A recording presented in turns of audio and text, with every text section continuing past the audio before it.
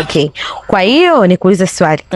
Rafiki yako gani ambaye wewe unamjua unasema hivi hata nikiwa na shida huyu hawezi kunisaidia kabisa, yani kabisa, yani najua kabisa ndio na shida, ni rafiki yangu tupo wote, lakini nikiwa na shida hata nikiwa na 2000 hawezi, hata kama anayo atasema hana. Marafiki wa aina hiyo sina. Kiukweli kwangu mimi sina marafiki wa aina hiyo. Siwezi kuwa na grupu la marafiki ambao eti wewe mwenyewe unajua unaelewa eti nina shida na kuomba 2000 unaninyima. Hapana, wewe don't be my friend. Kwa sababu mimi siku ukinipigia una shida lazima nitakusaidia. So sina kwa kweli. Haya. Unajua nimekutoast na maswali sana sasa hivi. Unataka kunitoast na maswali? Nataka nikutoast. Haya, nitoast.